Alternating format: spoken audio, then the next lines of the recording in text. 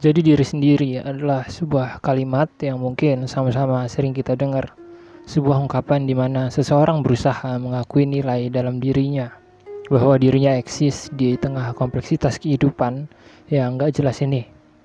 Tapi, pernah gak sih kita bertanya sama diri kita sendiri, siapa sebenarnya diri kita yang kita jadiin sebagai jati diri kita tersebut? Apakah itu benar-benar diri kita? Atau justru cuman anggapan dan asumsi kita mengenai diri kita sebagai manusia yang sejatinya sangat amat kompleks ini? Mari kita bahas.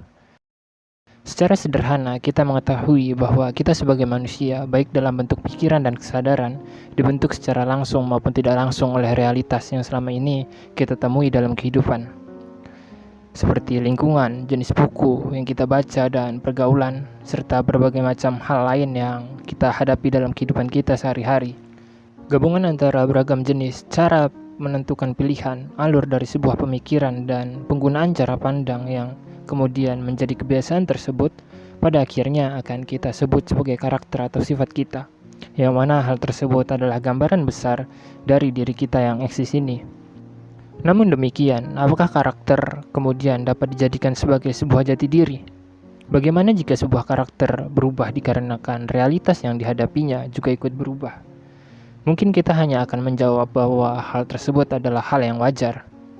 Tapi yang jarang diketahui adalah permasalahan saat pada kenyataannya jati diri atau karakter seseorang dapat menyabotase kesadaran manusia itu sendiri.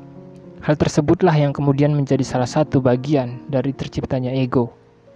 Ego kemudian menuntun kesadaran untuk menghadapi realitas agar sebisa mungkin memiliki kesesuaian dengan sifat dan kebiasaan kita, yang kemudian melahirkan cara pandang cukup sempit dalam kehidupan sehari-hari, di mana seseorang hanya menginginkan realitas di dunia ini sesuai dengan apa yang dirinya inginkan. Bersamaan dengan berkembangnya ego tersebut dan tertutupnya kesadaran manusia akan nilai-nilai terbaik dari sebuah kehidupan, jati diri pun menjadi sebuah bentuk yang kaku dan keras. Serta beragam jenis permasalahan dalam hidup pun kerap kali muncul melalui hal tersebut.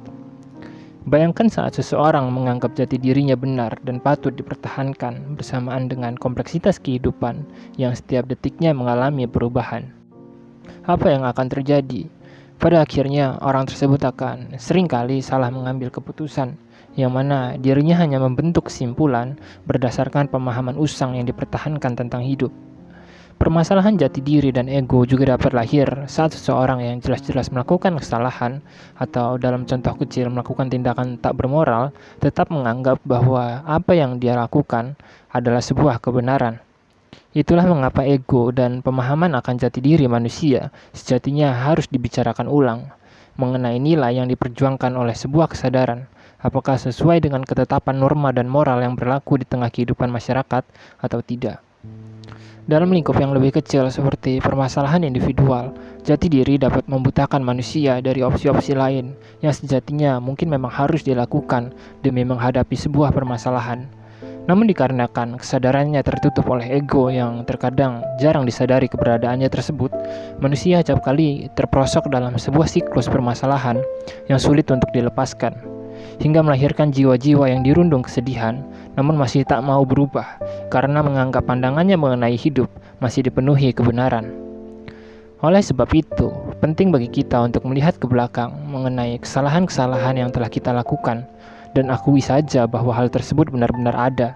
Tidak ada yang salah dengan sebuah kesalahan karena setiap orang pasti pernah dan akan kembali melakukan hal tersebut. Justru saat seseorang gagal mengakui kesalahan yang sejatinya diterima olehnya, dirinya akan mencari kambing hitam yang dapat disalahkan. Entah keberadaan orang lain yang dianggap tidak sesuai dengan apa yang dirinya harapkan, atau realitas itu sendiri yang dianggap tidak lagi menyenangkan, hingga dirinya ingin kembali mengenang masa lalu yang sudah terlewatkan. Sekian kausalitas yang hening, sampai jumpa.